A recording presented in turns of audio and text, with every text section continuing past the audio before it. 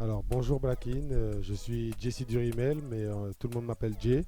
Donc je suis aujourd'hui le patron du salon Jay's Barbershop qui est ouvert depuis un an sur Paris, dans le 12e.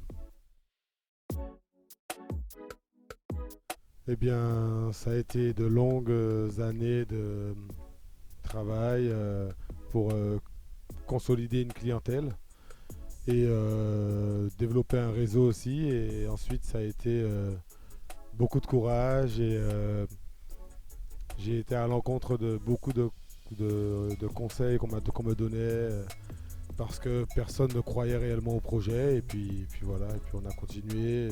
Je me suis entouré des bonnes personnes et j'ai réussi à ouvrir ce salon. Je considère que tout savoir-faire, surtout s'il est manuel, euh, il n'est pas nécessaire d'avoir un diplôme.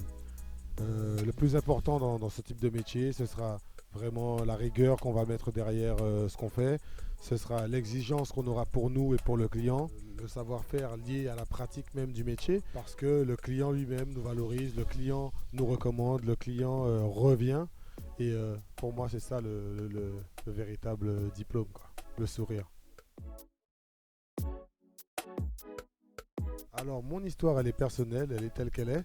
En revanche, je, comment dire, je recommande à tout jeune coiffeur en devenir d'aller chercher leur diplôme parce que la société dans laquelle on vit demande justement au moins un diplôme pour pouvoir ouvrir un salon et donc il est important de l'avoir. Donc voilà, en soi, ce n'est pas une obligation. Non, j'ai recruté des personnes non diplômées, tout comme j'ai aussi des personnes diplômées. Mais il est toujours mieux de l'avoir. Voilà. Pour les ultra VIP, en tout cas que j'ai rencontrés jusque-là, premièrement, il est important de savoir parler anglais.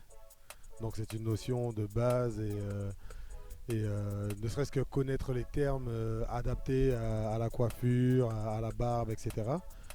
Et après, on va se poser la question de quelle image il veut vraiment avoir, quelle image il a l'habitude d'avoir dans les médias, dans ce qu'on voit, et d'essayer de rester très précis par rapport à ça, sauf si clairement l'artiste va demander quelque chose de différent, et là ça permet justement d'aller beaucoup plus loin, quoi.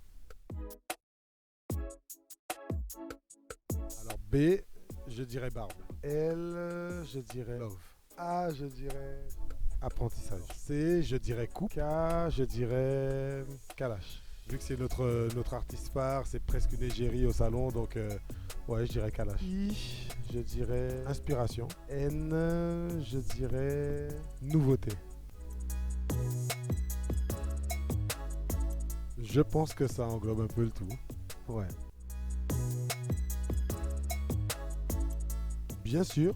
Donc, en ce moment, par exemple, je suis en pourparlers avec certaines marques sur différents produits pour justement développer de la vente de choses qui, on va dire, qui touchent autour, qui sont autour de l'image. Ça peut être des vêtements, ça peut être des lunettes, ça peut être plein de choses.